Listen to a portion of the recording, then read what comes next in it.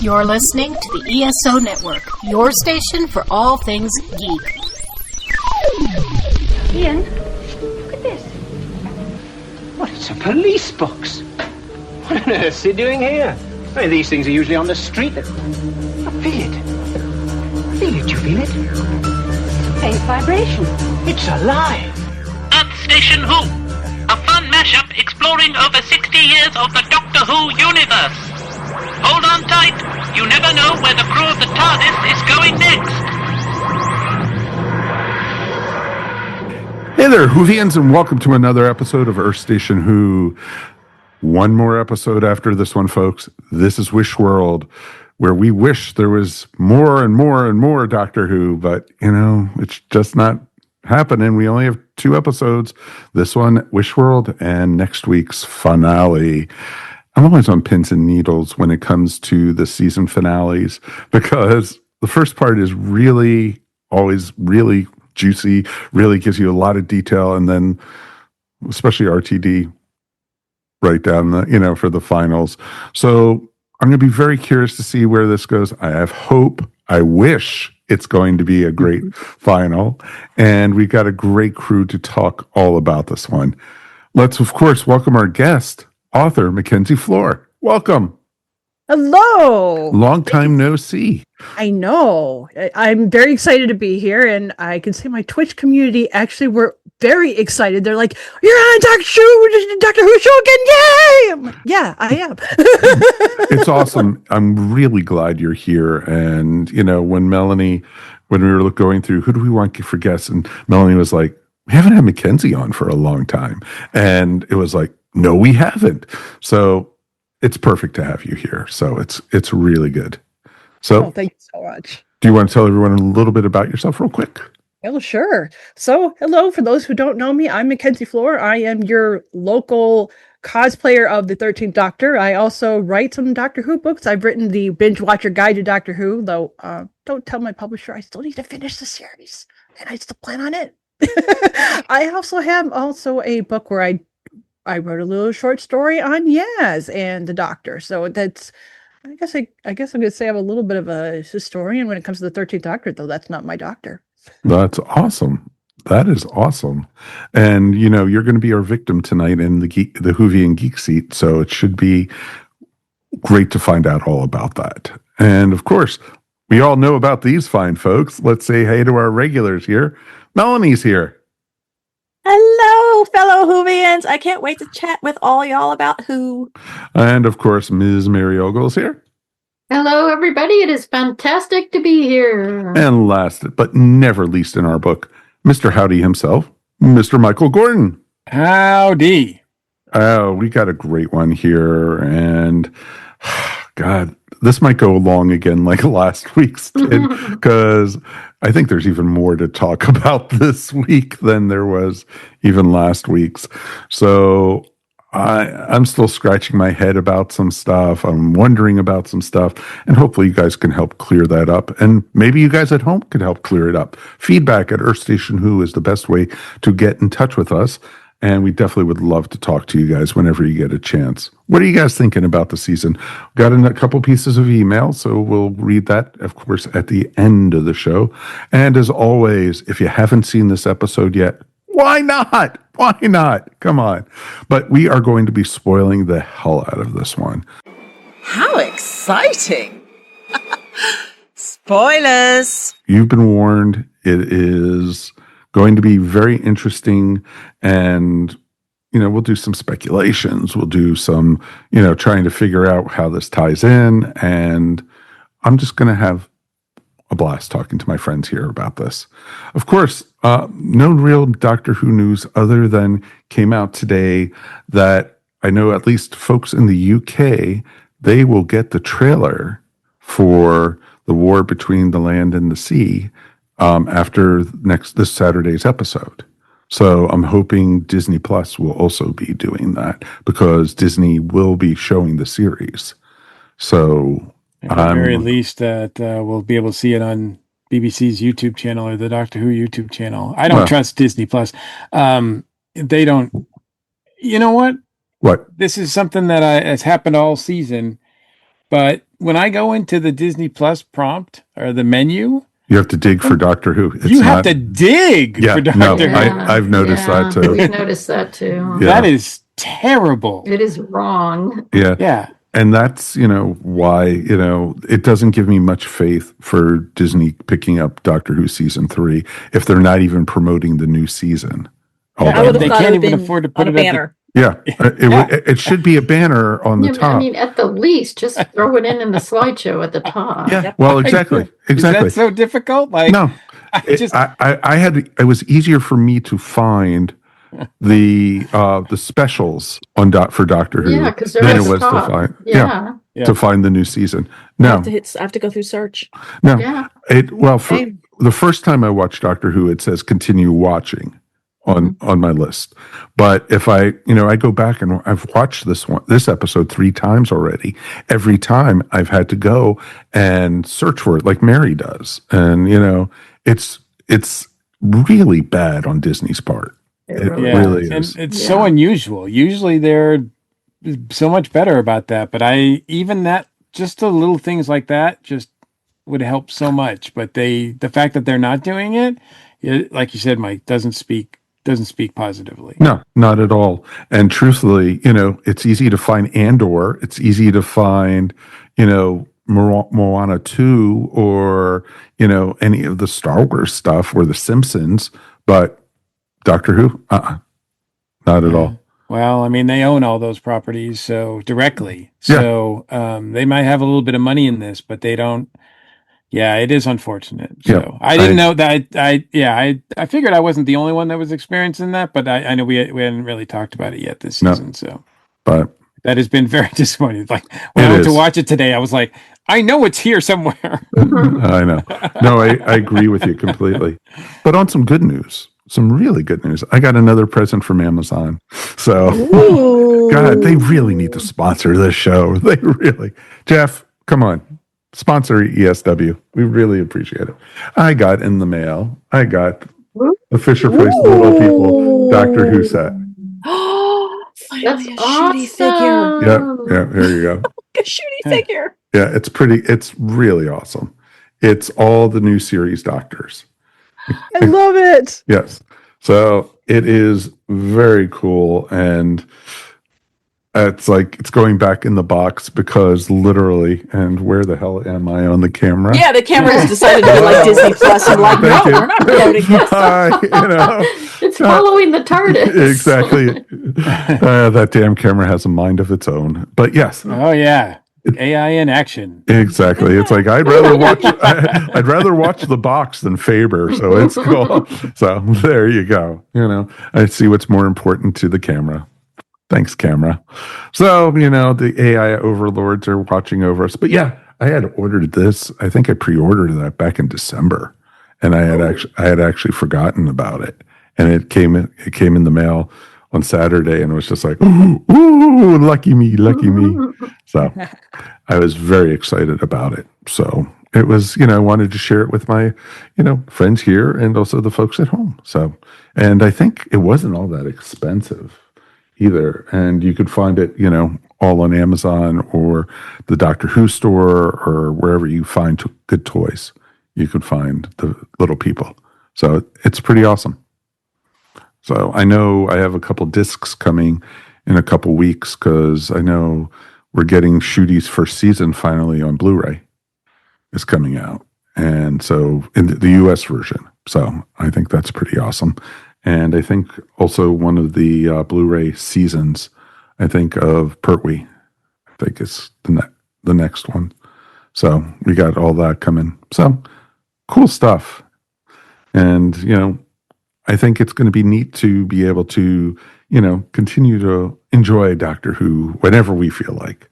And, it's not like we don't have streaming, but, the great thing with streaming is you never know where you could find Doctor Who or you could find your favorite TV shows or whatever.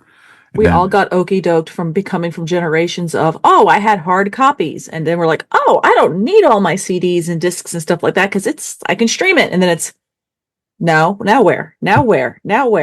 Yep. Let me go get my DVDs. Exactly. It's easy for me to get the DVDs than it is to find it on the stupid Disney Plus menu. Exactly. They can Exactly. get it any time too. Yeah. I mean, Exactly. And that's why, I'm going to stick with, hard, at least for Doctor Who, for Red Dwarf, for all that, I'm going to keep the hard copies, just because it is hard to find some of that stuff. So it's, it's pretty cool stuff that we have come in and still doing. All right. I know we've been putting this off long enough. It's time to put MacKenzie into the geek seat. Ooh. Dun, dun, dun. All right, MacKenzie. This has been a long time coming. So I think, I've known you quite a few years now, and you're ready for your first question in the Whovian Geek Seat? Oh, sure. All right. Who was your first Doctor? Well, my first Doctor actually was Peter Davison, number 5. Really? Oh, what episode do you know? I don't recall. I want to say it was Castronova, but I don't actually remember. All I remember is that I was very, very, very young, and my dad introduced me, and I knew it was Peter Davison because, and I don't know exactly what the term is when you remember something, but it doesn't actually look exactly that way. All I could remember is that it was Peter Davison because of his hat, but if I had somebody draw out my Doctor, it was like a version of part of Pertwee and Davison together. Very odd. Oh, wow. Yeah. That would have been an interesting hybrid. Yeah. Okay, interesting. What drew you to Doctor Who, after you saw it the first time? What caught your attention? I think it was the TARDIS, honestly, because in that room, because that's what I remembered as a little girl. Of course, I always very much, I'm very much a geek, and I like watching whatever my dad liked to watch. So he had introduced me, and I think his Doctor might have been Tom Baker, perhaps. But I think at that time, this is during the Dark Age, right before the Dark Ages, when Doctor Who was on PBS, and you had reruns of Pertwee and Tom Baker, and then Peter Davison, and then it just kind of disappeared. Like most of us, we only got to see Tom Baker over and over and over again on PBS. And then we got to see Peter Davison or Pertwee during sweeps, or their pledge time. So it was just like, oh, there's other Doctors. I didn't know that. Well, it was funny. The first time I ever realized that there was any other Doctors was when Marvel Comics put out the Doctor Who reprints here in the United States. And on the back cover, they had, did you know there's other Doctor Who's? And it had the first 4 Doctors, on it. And they were holding up a picture of Peter Cushing's Doctor also. And it was just like, so it was just like, oh, that's pretty awesome, type thing. So I didn't realize it until then that there were other actors. So it's pretty cool stuff. Yeah. Which Doctor would you want to travel with? Oh, hands down, Peter Capaldi. Really? Yeah. Really? I'm an Aries, and it turns out Peter Capaldi also, and I share the same birthday. So I'm a little biased there, but I understand his Doctor very well, too, especially when he gets angry. Well, Dr. Angry Eyebrows, as we like to call him. Yes.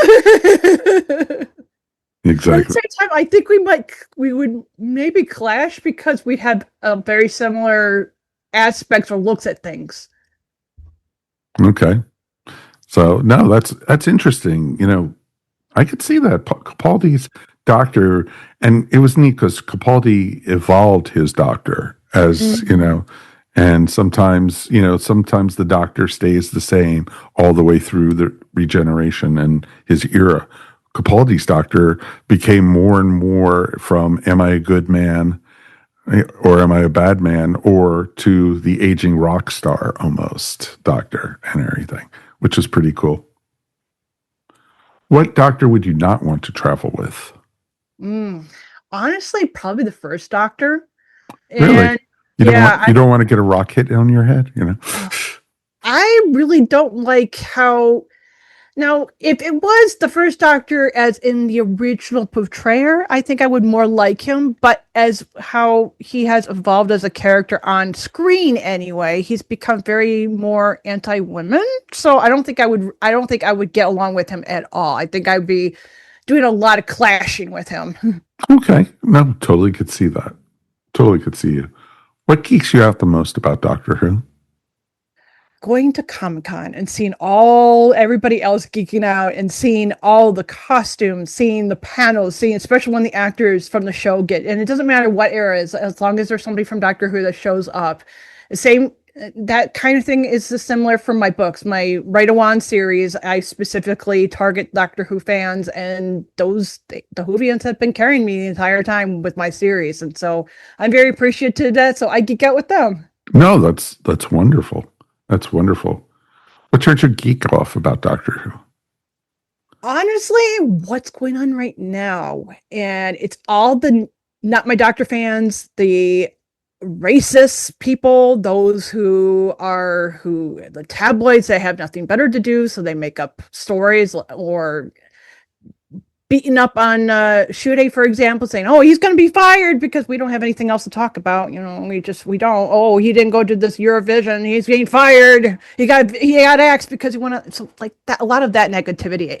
In fact, that negativity is actually people didn't know this because I've been a very avid Doctor Who fan.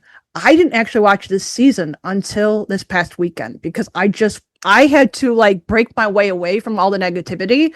So I just literally didn't watch any episodes until this past weekend. And I'm like, okay, finally, I'm going to watch it because I'm going to enjoy myself. I'm not going to let any of that negativity be on my face anymore. No, totally understand that completely. And it's become rampant, and Whovians are now experienced what Star Wars fans and Star Trek fans have been experiencing for years already. Oh, yeah. So I guess we're in the big leagues now.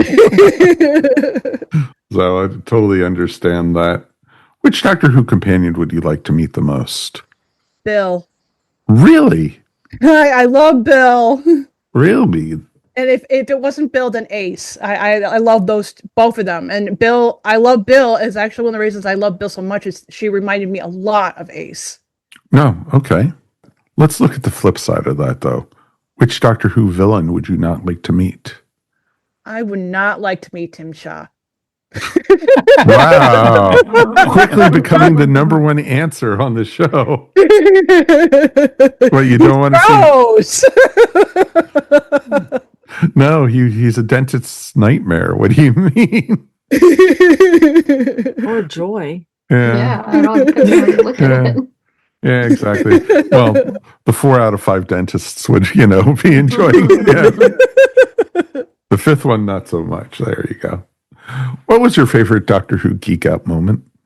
I'm going to have to say Wizard World had this opportunity in New York City where David Tennant and Matt Smith were both there at the same time.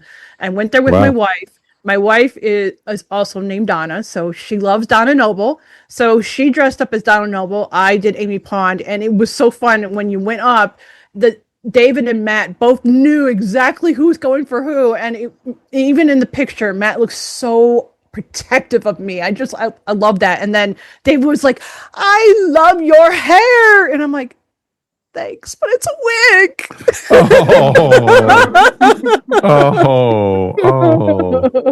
That is. Said you can have it. You like my hair? Here. What was your most disappointing Doctor Who geek out moment? Honestly, it's when I cosplay as Jodie. It doesn't matter where I go. There's always somebody who has to just hit on her because she's a woman and was a woman doctor. It's like every single time. I even Twitter.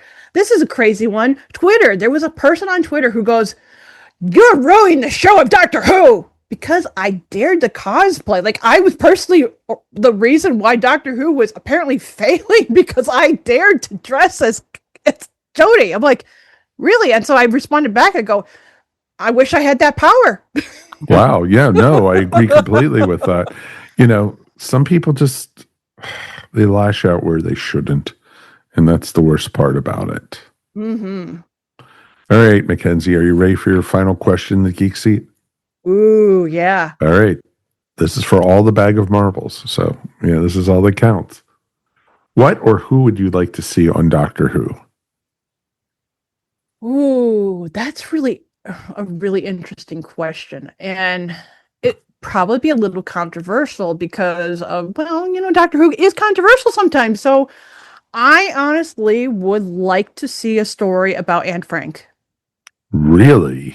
Mm-hmm. Wow. Talk about going dark, Yeah. Wow. No, I'm speaceless on that one. No, this is the right time to do it. Yeah. I mean, the book's Fascism banned, is so returning, so. Well, no, Yeah. exactly.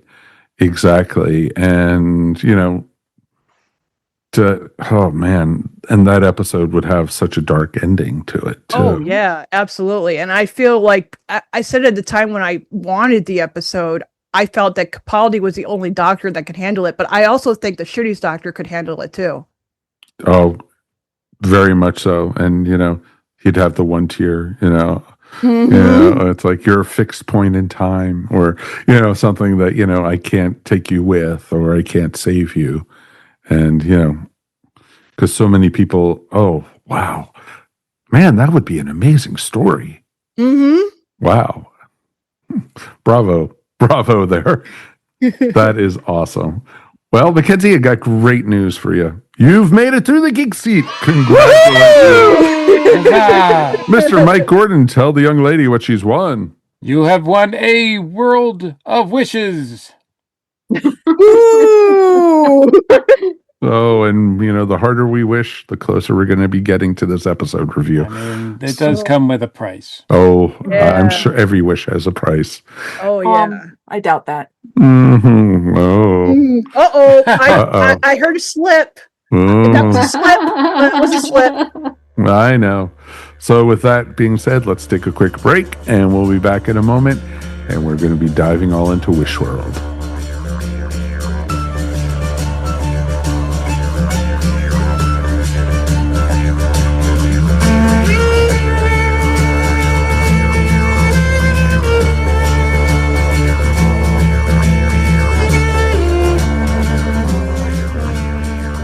Seasons come and seasons go, but no matter what season it is, the 42 cast will always be there. With discussions of TV series, films, comics, novels, and even video games, it's almost like we talk about everything. So give us a listen and tell your friends. The 42 cast is a proud member of the ESO network.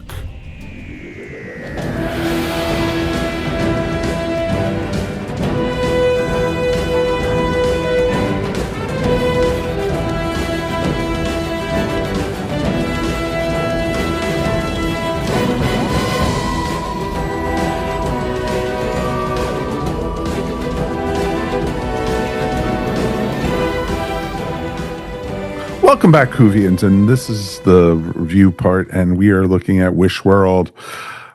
Oh boy, they crammed so much into this episode, and I have my complaints about it. I have my thoughts on it. I have my cheers and jeers. So it's going to be a lot of fun to talk all about this. But let's get initial thoughts from the crew, and these are just initial thoughts, not go into every detail on this. So, Mackenzie, you got to go first since you're our guest tonight. Yay. So I agree with you. I felt it was very rushed. And I have my doubts. Oops, that was a slip.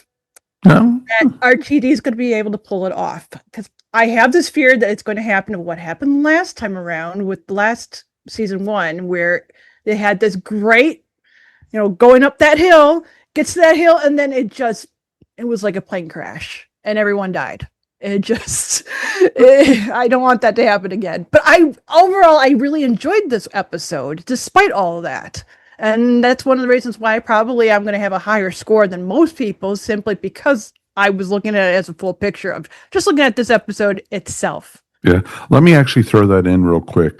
We're all going to give scores for this episode tonight, but we do have the right to change the scores based off next week's episode.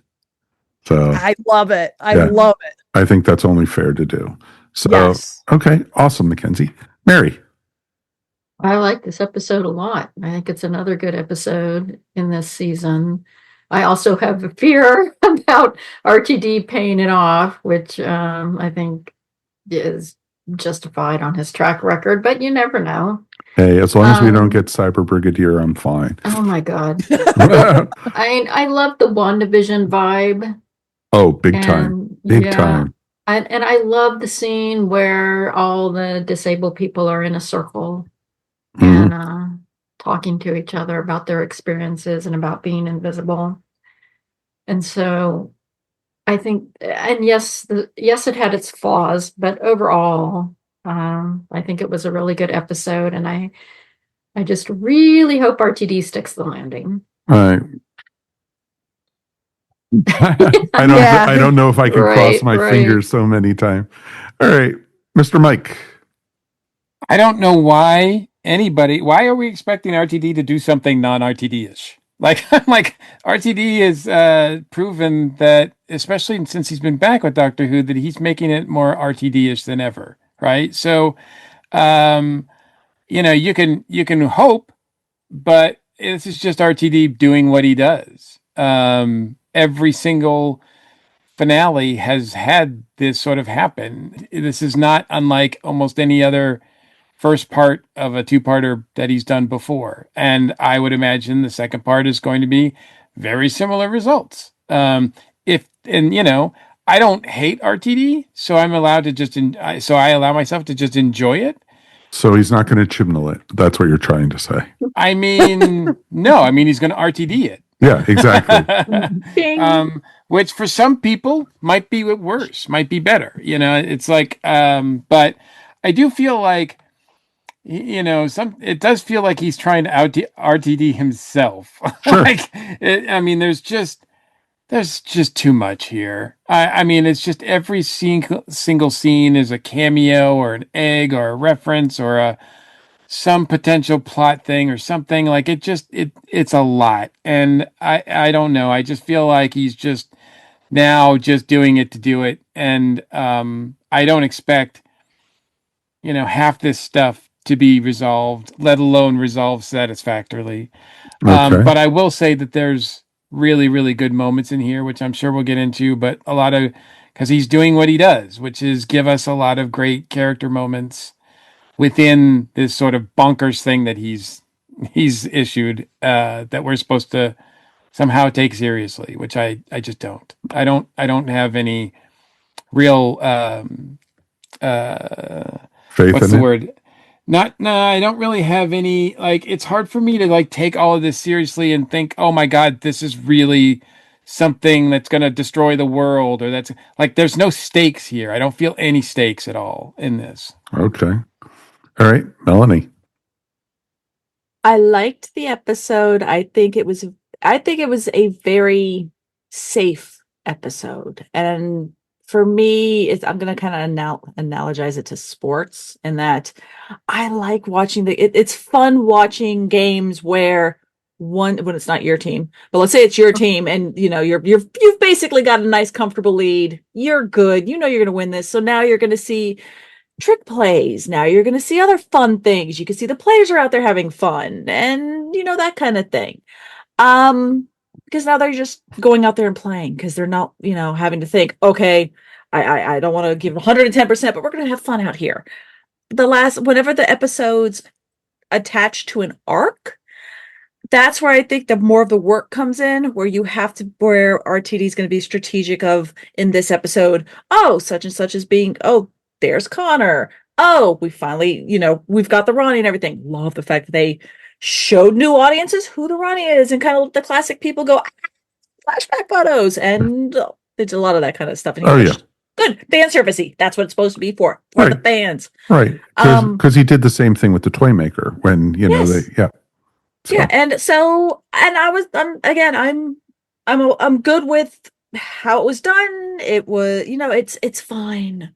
I don't think it was as much fun for me like last week's episode, but with Mike's point, I am hoping he sticks the landing and we're good. And I'm not here to be stellarly impressed. I just want good episodes, and it was good. Okay. No, you didn't beat up your husband, in other words, this episode. No, he was bruised. I wasn't going. Yeah, exactly. So no, we got comments about that. So on the Facebook, so it's good. I agree with what everybody's saying. And call somebody. Like, I don't think he's in a safe environment. I have pillows. Did you see it? No, I didn't do that. Maybe a couple times. Just like when I saw, and I can't. I've woofed on her name. They were the actress who played the Rani before.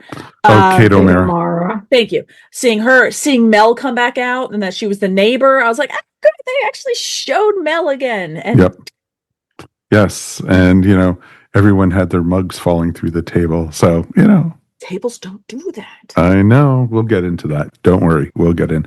Overall, my initial thoughts was, man, this is intense. We watched it, I've watched it 3 times so far and loved every scene that I've liked it. And there's things I would have changed if I was writing the story. I would have simplified it in some ways. But, like Mike said, every scene had an Easter egg, or every scene had something. And, this also showed me that I hate Conrad just as much. That hasn't changed as, at all. So, I just want to see the Rani push him off the side of the skeleton building or something. It's like, oh, I don't need you anymore. Kind of like Missy did in that one episode, that guy who was squeeing next to her assistant, and she just zapped him. Yeah, exactly. I want to see something like that happen to Conrad. So I think this, continues some very interesting thinking. It opens a lot of different things, some things about Poppy, some things about, Belinda, I was great to see Mel. I loved what they did with Unit in this. I loved that they turned it into an insurance company. It was just awesome. And it was neat to see. And I'm still trying to figure out those giant walking dinosaur skeletons. Those were cool, though. They were cool, Yeah. but what why the were hell? they there? Yeah, exactly. Apparently, Conrad thinks they're cool too. Yep, he must have played with dinosaurs as a little kid. I mean, if everything on here is because he wished it, then I guess we have him to blame for all the bone. I will say this: my first complaint about the episode. I wish that they didn't start back in, whatever this 1400s Germany or whenever that was. It would have been great if they would have just opened the episode with the Doctor and Belinda in bed, waking up as a couple. And because the last time we saw them, the TARDIS was exploding again. And so we'd be like, huh? What? Type thing. And they could have done something in the next scene with the Rani, after the credits and everything, going, back into getting the baby and everything for the 7th son of the 7th son, and of the 7th son. So it was interesting. So they tied the Rani in, they tied Mrs. Flood in, they tied the gods in, and it was just, it's like, how much can they throw down your throat or something, So I mean, RTD's really trying. I mean, he throws there are so many cameos and so many references and so many things in this that, I mean, it's hard for me. To me personally, it's too much. It's hard for me to get invested in any of them because I just don't. I don't think he's giving them time to really and focus to grow. Instead, he's just throwing one thing at a set after another, and I just, like I said, I now. That's like I said, I do like a lot of the scenes between the characters, and I think there's a lot of compelling things that happen there. And in particular, I cannot stress this enough. Archie Panjabi is amazing as the Rani, perfectly cast. She's very much so. She's electric when she hits the screen. She's having a lot of fun chewing scenery. she's even managing to channel a little bit of Kato Mara in there, which I love. Oh, and I love her sonic screwdriver. That is awesome. Because if you look at it, and it almost looks like a doctor's shot. It's like a syringe. A syringe, exactly. And I love that it's purple. And it's like, and so it's really, really well done. And I can't wait they release that as a toy, because, it'll be added to my collection of Sonics. And, it's really cool. But no, Archie is amazing as the Rani. And but I do feel bad a little bit for Mrs. Flood, and everything. Why? She's having the actress is having a great time. She's a great foil. Truthfully, though, I would have loved to seen her as the Rani in this episode and everything. That she was the Rani the whole time, and type thing, and that she doesn't need. It's almost like too much having two Ranis in there. If Mrs. Flood was the Rani the whole episode series, I think in this episode, I think it would have been great. And it would have made the build up that we've had the last two seasons, to build up to her, being the villain and I'm the Rani, ha ha ha ha, and doing everything that Archie's doing as the Rani. But she's Igor. Yeah, exactly. Yeah. She is. I disagree. I just find I think the part is great, and I think she's relishing in it. Anita Dobson's doing a great job with it, and I'm not saying she's not doing a bad job. And although everybody who is saying, "Oh, well, now she's just relegated to a slave or whatever," we see in this episode that she's not doing that. She's biding her time, but there does seem to be some confusion though, because it did seem like all this time that we've seen her, she was working with or for somebody. Mm-hmm. And now we kind of find out that she's working for herself. Like, I don't quite understand how that really plays out. I don't think that Russell T is going to give us that. I think that's just something that he's just kind of put out there. But but it doesn't explain why she's been breaking the fourth wall. It doesn't explain, she's working for Omega. Yeah. Omega. Oh my God. Oh my God. I don't think so. She's not in communication with him. How do we know she's not in communication with him? They didn't establish that. No. Exactly. She's not. So therefore, maybe we she's can't assume we that don't she know is. that. We don't know she's not. Yeah. We don't know that she is. But that's the problem. I loved her attitude though when she, when the Rani told her to make the sandwich, and she says, "Oh, sure. Do you also want me to cut his toenails for him?" I mean, that was just awesome. But the whole plot thing too is just, sort of like, okay, so she's got the baby, she can wish things. Why doesn't she just wish for the Omega to pop up? Why does she have to go through all this? It doesn't make any sense. And that's some typical RTD stuff. Right. And the question, he does actually explain that though, that there has to be a tear in reality for Omega to be. That's not an explanation. That's an excuse. That's it's not. I'm sorry, I don't agree with that at all. That is an explanation. Yeah, it is an explanation, but it's a lame explanation. I'm not saying it's great, but I think it is. But it's so crazy. You have this God who you can wish anything with. And it's going to be interesting when the doctor has to either banish that baby or whatever type thing in the next episode. It's like, oh, that's going to get kind of interesting. Exactly. Or, take it to another plane of existence or something to get rid of it. Because truthfully, this is Wish World. We don't even know if this is not Earth, or is it, type thing. So. Yeah, they don't really establish that, whether it's still Earth or. Yeah, exactly. And it's real I mean, interesting with that. that's adding way too many complications to what is already Oh, convoluted. it's already convoluted That's as probably it is. true. I have to agree with you It's there. great because we don't even know where's Ronnie been all this time. I mean, it was a time war. As far as we knew, it was just the master and the doctor. Where's the Ronnie been? She just shows out of nowhere. I mean, it just seems kind of weird. It's like we don't know where she was. And same with Omega. Omega shows up. It's like, okay, where have you two been? Omega, the one. It's been established that Omega Omega. was in Oh my exile. God, it's not Omega. Yeah, Oh my well, God. it wasn't that in Capaldi's era. That wasn't Omega that got thrown out of Gallifrey too. There was another.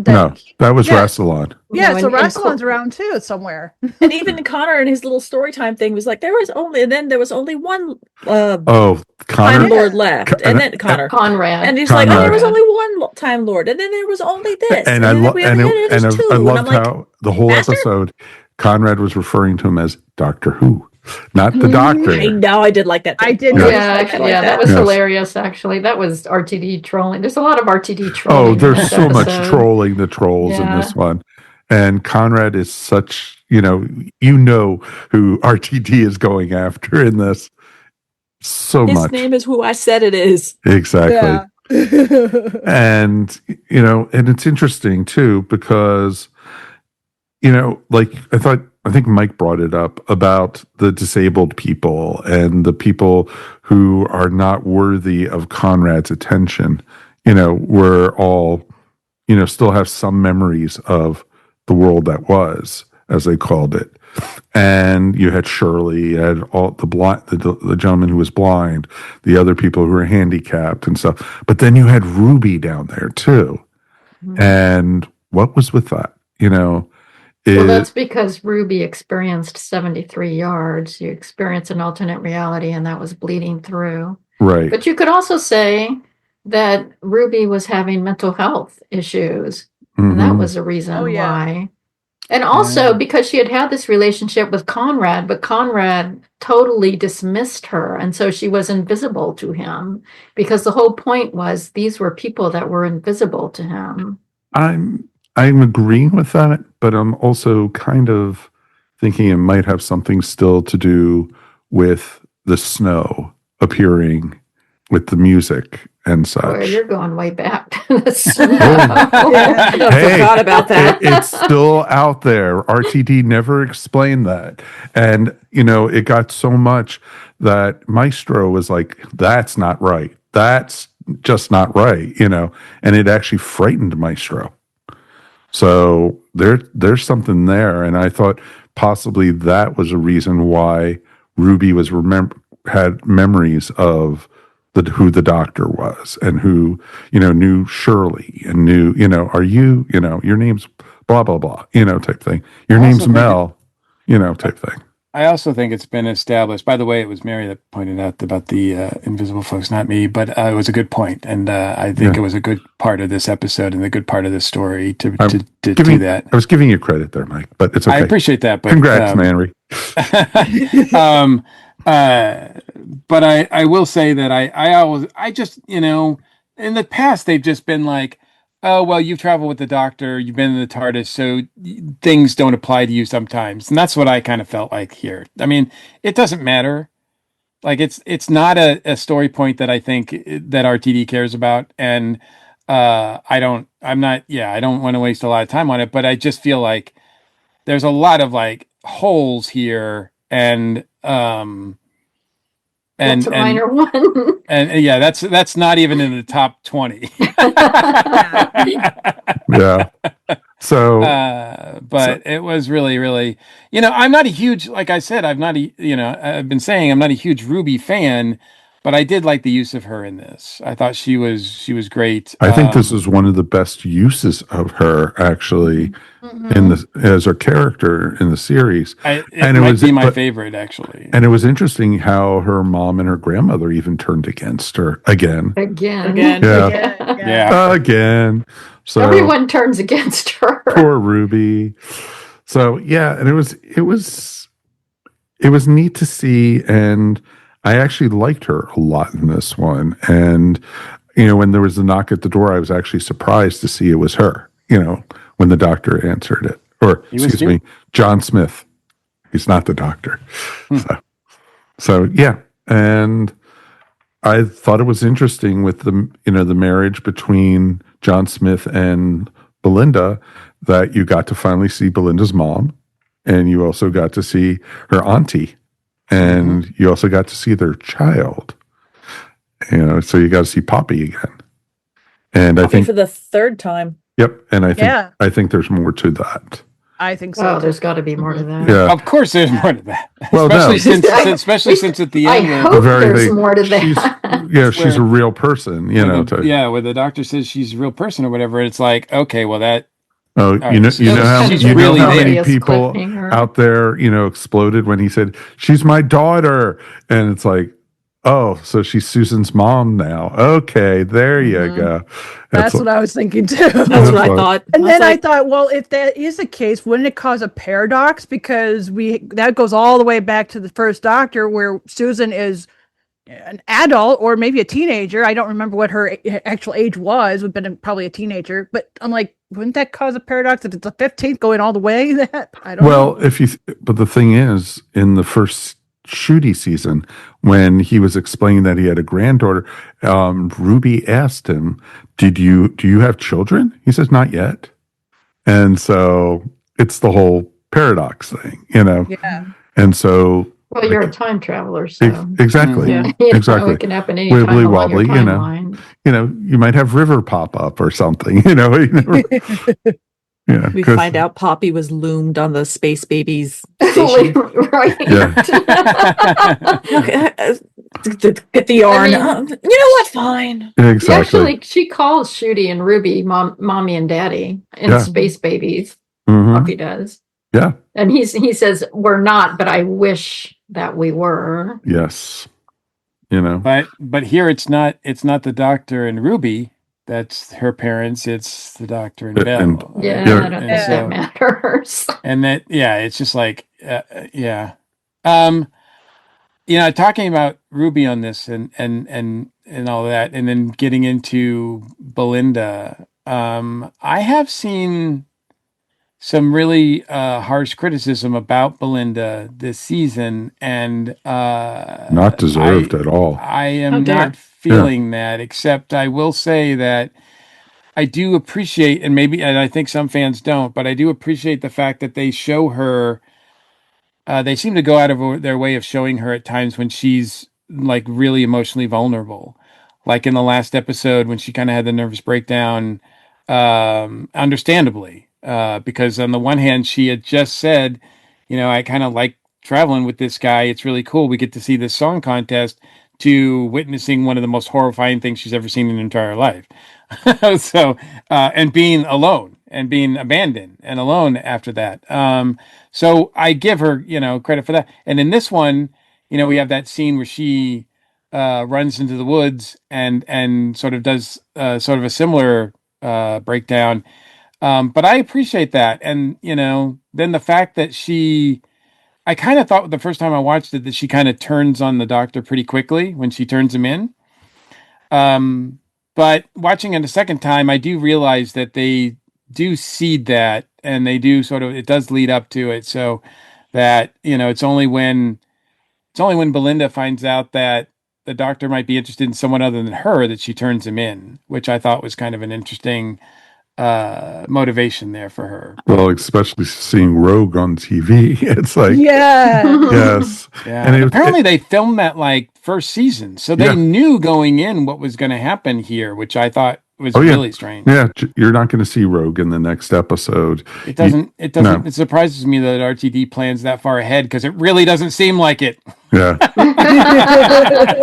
poor man's like, finales. I'm still in that little hell dungeon dimension thing. By the way, remember that? Thanks a lot for that. Yeah. Thanks for. And by the way, there's no rationale for this to happen, and it's never going to be explained. But it is a fun cameo. But it's not, Now, the only thing I was like thinking while I saw that, it's like they had Susan pop up real quick. They did. Yes. And then they went to Rogue, and it's like, why couldn't they have had Susan just do that? There was no reason for Rogue to be there. How did you get a communications device in hell? Well, exactly. Hi, I've been able to establish this communication with you using what? Fire and brimstone. I mean, but why anything? Because Doctor Who. Of course. Of Yes, course. and I've been because I'm here in hell and I'm watching you go like I'm watching you break break mugs through tables. Like exactly. That's how I'm serving my sentence in hell is I'm watching you. Yeah. you have to watch him do it over and over and over again. Exactly. If I have to see another broken mug, I'm gonna so I needed to call and say something. And every garbage can was filled just with mugs. No other garbage. Yes. And everything. Just the mugs. Well, that's all we saw break. Yeah. But also garbage cans also said the word slip on it. So it was like it was supposed to have all the broken bottles in there. Exactly. Well, they kind of wish they do with Westworld, they kind of wish all the sort of realistic problems away. I mean, as I think it's what's her name from Unit? Kate Stewart. Kate? Not Kate. Shirley. Yes, Shirley says that I should be on medication, but I'm not. But I'm fine. Yeah. So that's because she has spinal bifida. Right. Yeah. But I mean that just goes to show you how well RTD's saying basically he's showing us the tape that's holding us this together. He's showing us this how loose this tape is. He's saying exactly. oh well some of this stuff doesn't matter because magic. And then another time he actually has the Rani say to the doctor this isn't just exposition, which she's been saying for the past that was 10 actually minutes. pretty funny. Yeah. Right. Yeah. Hilarious. Did you guys also notice though, and once again, something that's been carried through the season is the 1950s style. Yeah. And or that sort of retro future. Yeah, the whole retro, exactly. The whole retro look and feel was carried through and even into this episode, looking at the radio, looking at the TVs, looking at the technology. And, even the style of clothes everyone was wearing, what the doctor was wearing, with the suit and the bowler, and what everyone was wearing in the office, even what the kitchen. Yeah, the kitchen. The fact that they decided to do a period kitchen, that's not cheap. And then, to your point, the office with all of the desks that are wood with drawers and handles and typewriters. No computers. No computers. Nope. There were no computers at all. That's why, when Shirley pulled out the iPad, it basically was I don't know what this is, but it has power, Mm-hmm. And so, but I know how to use it. I know I have one and it doesn't make sense either. But but I think that's just RTD's whole commentary this season has been that people are trying to return this world to an idealized version of the 1950s, which never really existed, which was filled with hate and bigotry and misogyny and sexism. Well, and has never existed, and yet this is the world that people are trying to return us to, and it doesn't work. The cracks will if you try to do that, the cracks will always be there and it will never hold. And I think that's his whole theme of the whole season. Well, exactly. And to your point, the skeletons aren't in closets, they're walking around in plain sight. Oh, yes. Well, that's exactly. A very good point. That is a very, very good point. And, you saw the reaction of Colonel Abraham when when Colonel Sexy, when the doctor said, you're a fine looking, young man. You're a beautiful man. Yeah. And it's just what did you say? Type thing. And it was just I thought the stupid part was when the Rani was flying around on that little,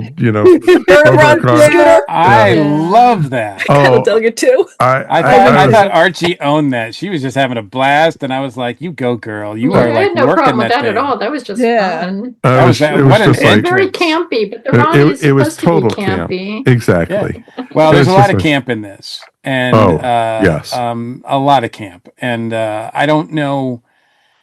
I don't know if that's something that they're pushing more of the last season or so, but they've actually stated camp that they're doing it. But yeah. Mm-hmm. Well, when she lowered the disco ball, I was like, God damn it, RT. Oh God, the disco ball. I didn't say that out loud, but at least they just started kind of dancing, and I'm like, okay, well, this is better. They didn't do like Saturday Night Fever. The first time we were watching it, Judy, I turned to Judy and I said, "Oh, every arch enemy's, villain's headquarters has to have a disco ball in it, type thing." Yeah. I mean, if you're the Rani, that's all right. And I think she's shown that she's not just all like spit and vinegar. She's got some flair to her, and she's got some fun to her. And once again, we got a villain who doesn't think of herself as the villain. Exactly. Well, villains never think of themselves as no, exactly. She thinks. Oh, she knows she's doing some bad stuff. Well, she doesn't. But she it's not bad stuff in her mind. In her mind, it's not it's bad. Perfectly justified. Yeah. Because but it's she a knows means she's to an end. But yeah, she knows she's the baddie here. Because she even said in the episode, she's killing millions and millions and millions of people, and she doesn't care because they're lower life forms. That's what makes her a bad guy. Yes, but that doesn't mean she thinks of herself as the bad guy. Yeah, she doesn't. She thinks it's all in the service of science, bringing Omega. No, I think she's a villain, and she just likes it. Yeah, me too. Yeah, she likes being cool. I didn't say she's not a villain. She's definitely a villain. Yeah, but no, I don't see. I don't see it. I see it that she's, she's thinking that, she wants to restore. She wants to bring Omega back. She wants to bring Gallifrey back. She wants to. Does she? It's in the trailer for next season. Yeah. She's the hero of her own story. Yeah, exactly. I mean, Conrad doesn't think of himself as a villain either. Yeah, but I spit at him every time I see. Oh yeah, I mean he is. Yeah. He absolutely is. Yes. But he doesn't think of himself. No, even in Lucky Day, he didn't think of himself as the villain. He thought he was doing the right thing. Mm-hmm. Yeah, I think Conrad is more deluded though than the Rani is. I don't think completely. The Rani is deluded. Or even, even when he said to the doctor, the last time you saw me, you said I'd amount to nothing. And look at me now, type thing. So, I think the Rani is weird totally deluded because if she doesn't think that Omega would just squash her like a bug, Well, exactly. But that's why she needs two of them. Right. That's why she has two. She has two of herself. I guess. I don't know. We still don't know. Look, Time Lord and Time Lord plans are always bonkers. We've seen that from the Master. We've seen that from the Rani. We've seen that from any other. Every time you get a renegade Time Lord to do stuff, their plots make no sense. They're just bonkers, and that's fine. I appreciate that as well. One thing I did really appreciate about this story that took me, that was a twist that I found refreshing, was that yes, they're in this world, and there are cracks forming, and the whole point is to have those cracks form and have those cracks actually break reality like that. Right. We hadn't seen that before. Usually they're trying to, control things, and they're trying to, like when Mrs. Flood, that version of the Rani, says that her job is to extinguish all doubts. That's not true. Like she knows as well as everybody, as well as the Rani, that like the Rani, she knows that they need doubt. They want doubt. She even says that's the whole point. Yeah. So, but I did really think that was a nice twist on that sort of trope-ish story about controlling through giving everybody what they want. Yes, but was it a Susan twist? Ooh. That's what I was just thinking. A twist. We do see her again. Yes. Which is know. I'm like, why? In the same outfit she was in the Beatles episode. Yes. It makes no damn sense. Like, and I feel like that's where RTD is like trolling us. Like another instance where he's trolling us. Like, I'm gonna put Susan Twist in this. Why? Just to mess with people. I think the Doctor's going to keep falling. He's going to fall through a crack, and he's going to go and he's going to land, either go through the hell dimension that Rogue's in and grab him, or there are Rogues still in the same dimension as Omega. I thought that also, truthfully. But I also thought, wouldn't it be kind of cool if Susan shows up with the TARDIS? That would be cool. Yeah. I honestly and it probably won't happen, but I honestly want to see the Tooth come back because of how we keep having these call back to Tennant and other times that RTD has written, and just make a bi-generation out of the two and have Sasha Dewan and Missy show up as a bi-generational master and go against the Rani instead, which would be totally not what the master would ever do, but it would totally help Missy get her arc that she didn't get. I'm just gonna watch Time Lords bi-generate to the point where they just repopulate all of. I know, it's like there's going to be like 18 Corsairs, 43, 46 Ranis. I just realized I need to make the sure whole universe is only Time Lords because they've crowded everybody else out. Exactly.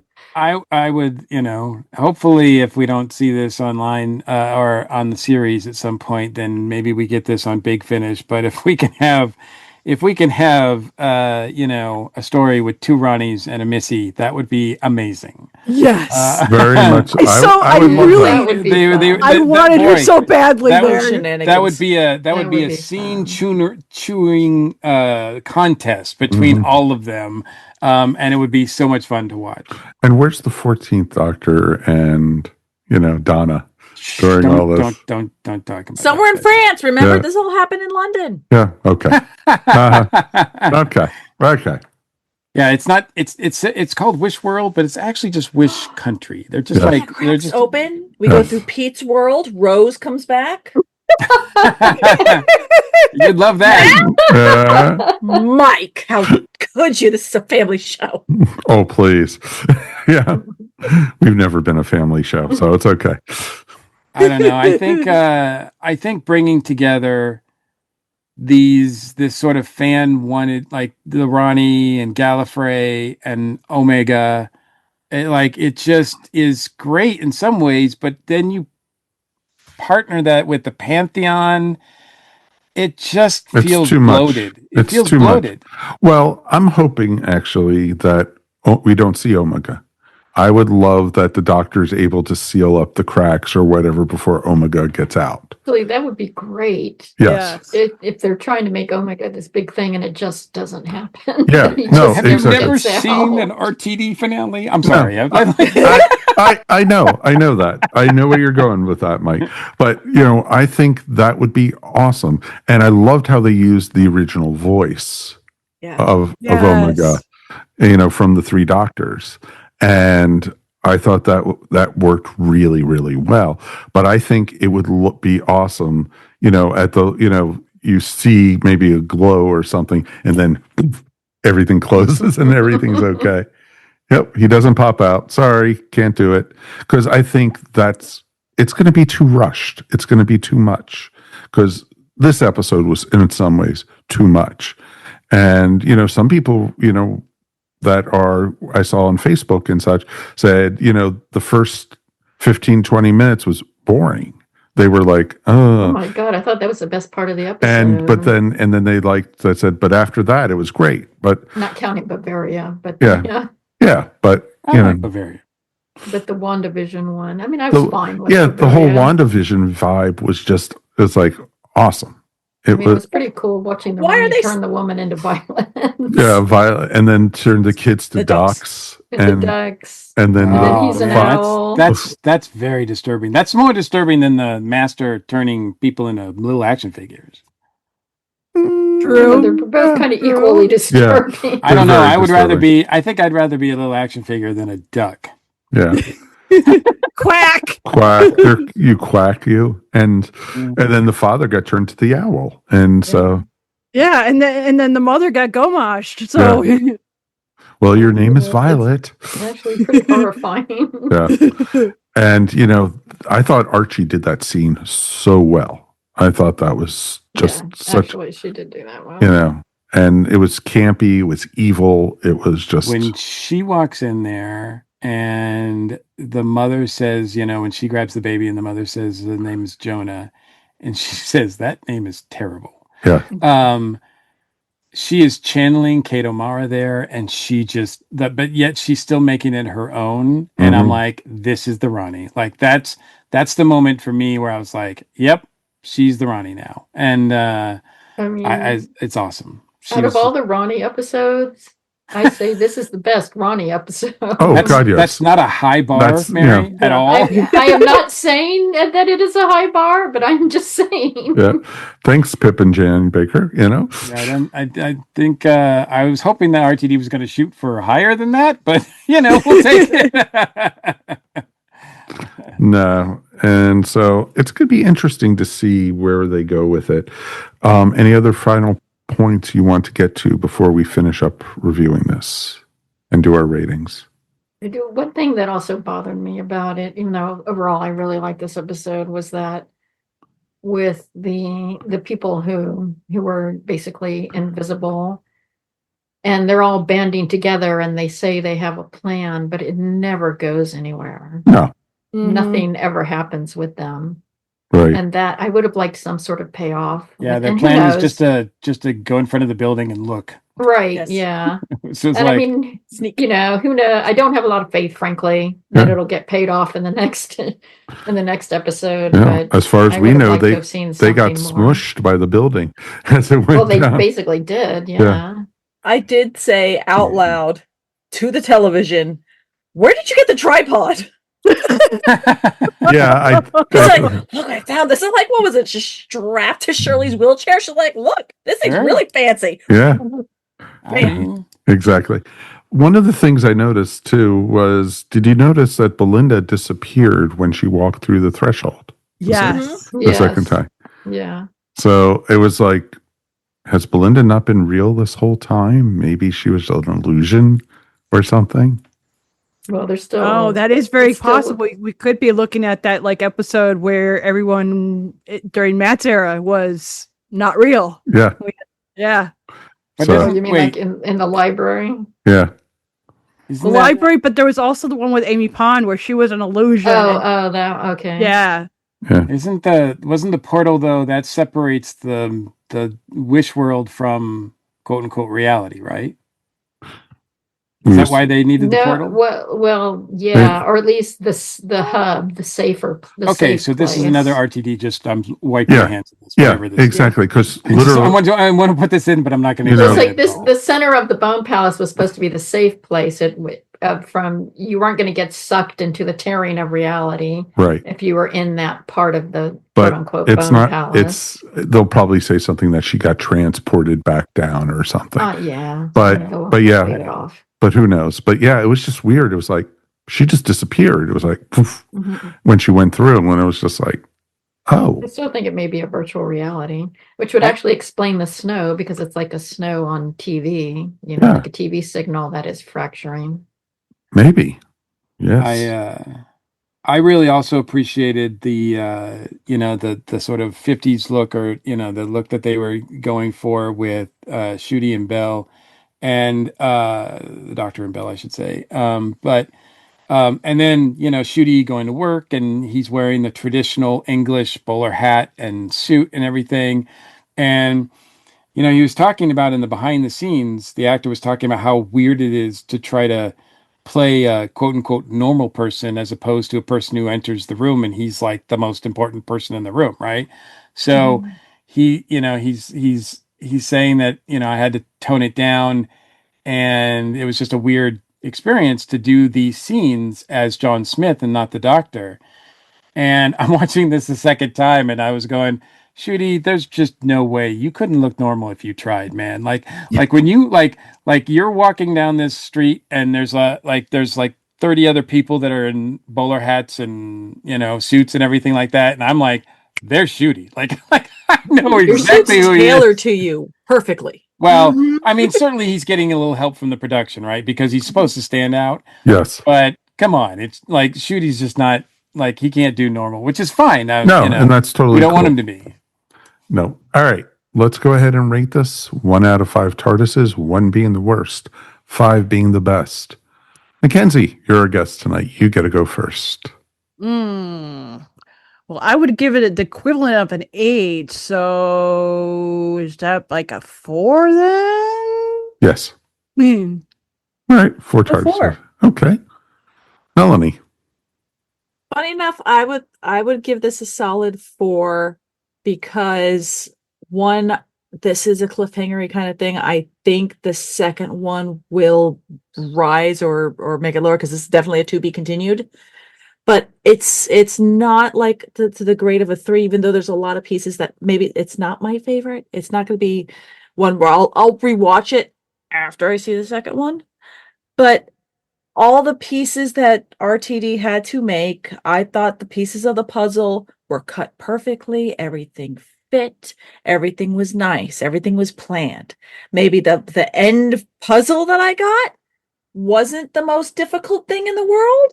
And it wasn't hard to put the puzzle together, but it's cohesive. It's nice. It was a good time. I enjoyed myself. There's parts where they get that tripod. I don't understand where they got that tripod. I'm focusing on this damn tripod. Because Doctor Who. Because Doctor Who.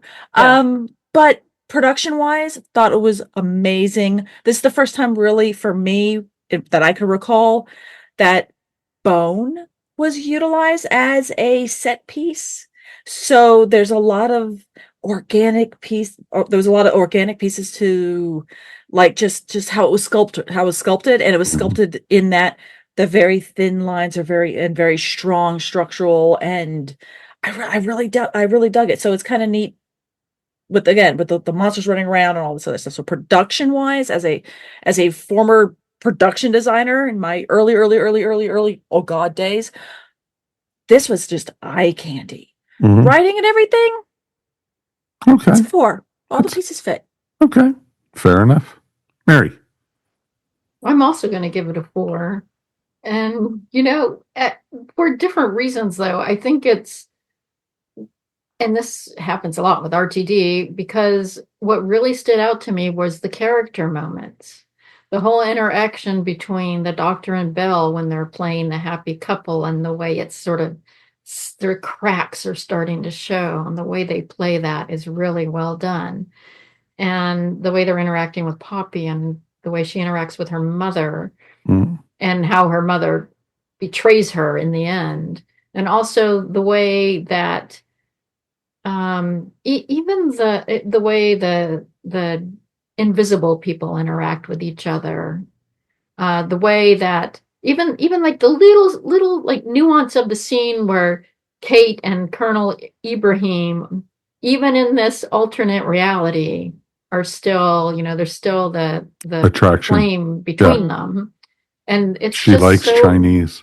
Yeah, she likes Chinese. It's so well played. Mm-hmm. And so I think RTD's strength has always been in the character moments. And very much so. Despite all the extra trappings of this, some of which I agree with and some I don't, those really stood out to me. Okay, fair enough. Mr. Gordon. I'm going to give it a 3.5 because I do think it's very well produced and top-notch production still from the top down. Everybody involved in the making of this is doing an excellent job.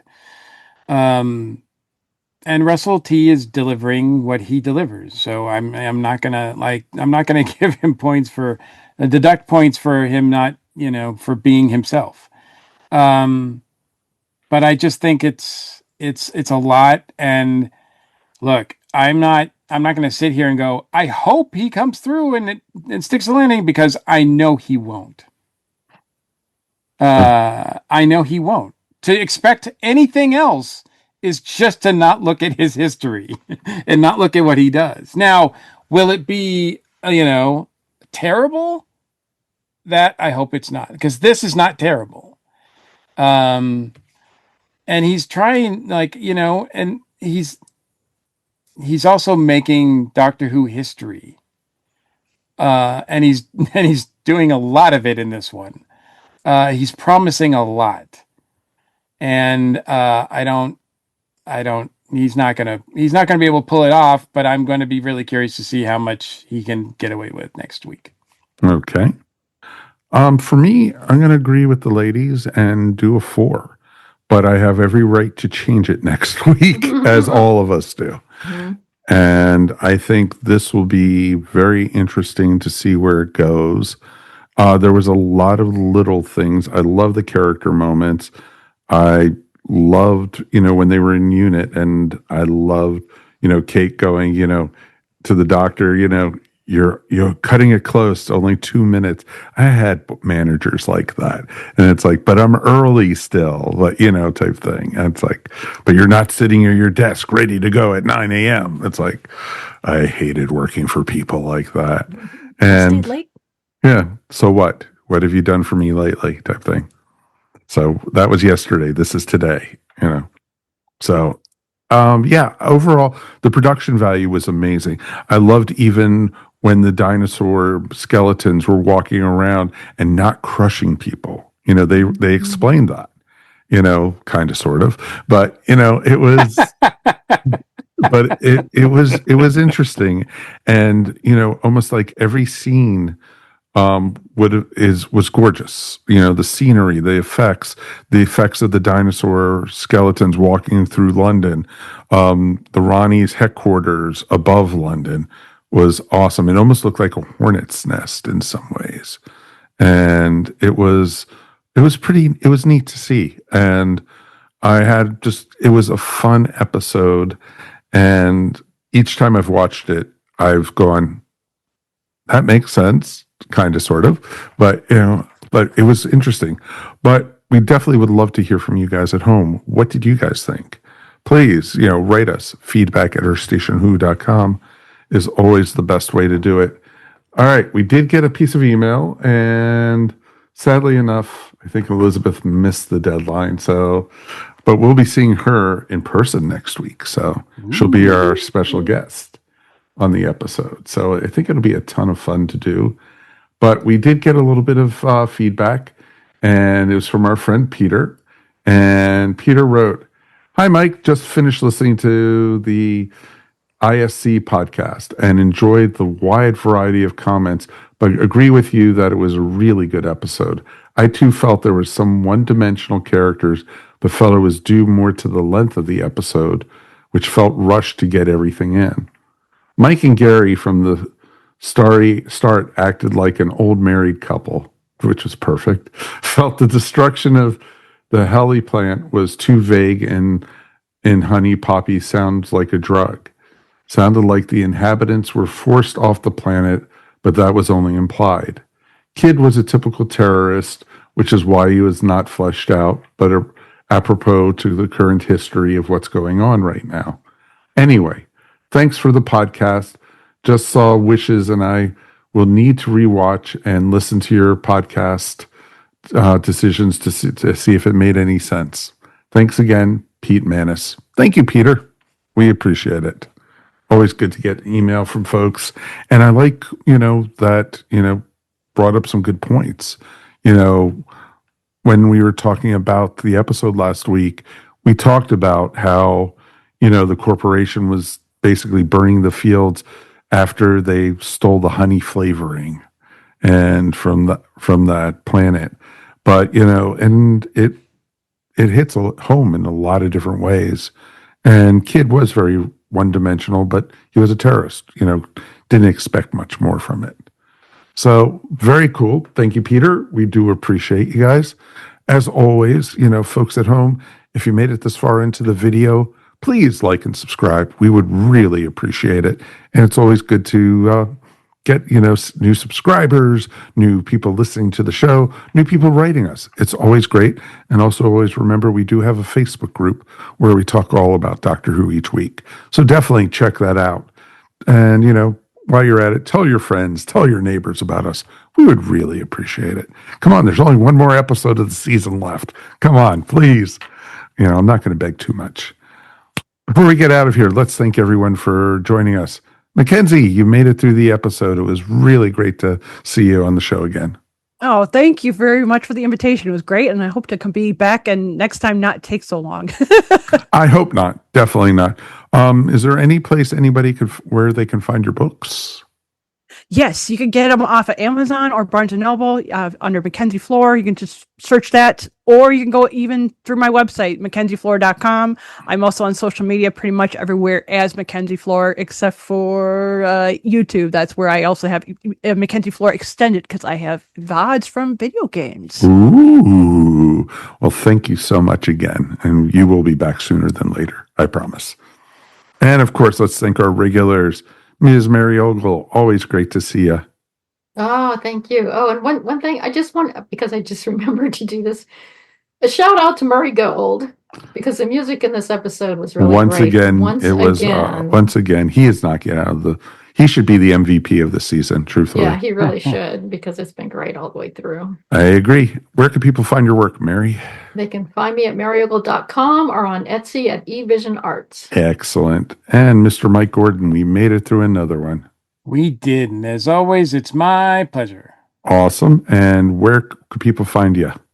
People can find me, obviously Earth Station Who. Bat Chums is another podcast. It's on the ESO network, where we review all the Batman series from the 60s. And we just opened up our patron, so that we have a patron account, which also, if you're on the ESO patron, you get the exclusive content as well there. But we're actually reviewing the Batman Caped Crusader show on exclusively through Patreon as well. So that's awesome. Been fun. That is awesome, sir. And Ms. Melanie Dean, thank you so much. Thank you so much. Anywhere people can find your stuff? Not right now. I'm like Rogue. I'm in my own personal hell, except it's tariff hell. So I don't. Hey, I did not mention. I did not mention that word. I did not mention that word for you. It just keeps getting tariff worse. dimension. My work just follows me. So if you find me on, you can find me on Instagram at Pieces of Melee. You can find me on Instagram at Diamond Tech Crafts. If you have any tariff questions. Yeah, exactly. There we go. That totally makes sense. She's still going, folks. Folks on video got a special show there. Yeah, exactly. For me, I'm, of course, doing this wonderful podcast, but I'm also doing the Tales from Hollywoodland podcast, where this week we talk all about George Clooney, the reluctant movie star. So sadly enough, we didn't get to talk to George himself, but we talked all about his career. So it was kind of nice. And also over on Julian Schlossberg's Movie Talk, part 2 of our interview with Monty Python's Michael Palin. So very cool stuff and lots of fun with that. So check it out wherever fine podcasts are found. But of course, subscribe to us first. That's the most important one, as we like to say, because we got a season finale next week. Oh! So I am almost scared to watch it. But, I also made sure this week I watched it at like 9 a.m. in the morning so I could be able to. Spoiled. I would not be spoiled this week. So I'll probably have to do the same thing again next week. On behalf of all of us here on Earth Station Who, thank you as always. Hope everyone's doing okay, and we will see you for the season finale next week. Peace be with you, and we'll see you all then. Cheers. Bye. Bye. You've been listening to Earth Station Who, a pop culture podcast dedicated to all things Doctor Who, featuring talents from throughout space and time. All topics on the show are the sole opinions of the individuals and are to be used for entertainment value alone. You can subscribe to our show wherever fine podcasts are found, or check out our website, earthstationwho.com. Don't forget to check us out on Facebook or Instagram, and if you enjoyed the show, please write to us at feedback@earthstationwho.com. Thank you so much for listening, and we will see you on the next journey of Earth Station Who. This has been a broadcast of the ESO Network. Be part of the crew and help support our shows by donating to our ESO Patreon or by shopping at the TeePublic store, which can all be found at www.esonetwork.com. The ESO Network, your station for all things geek.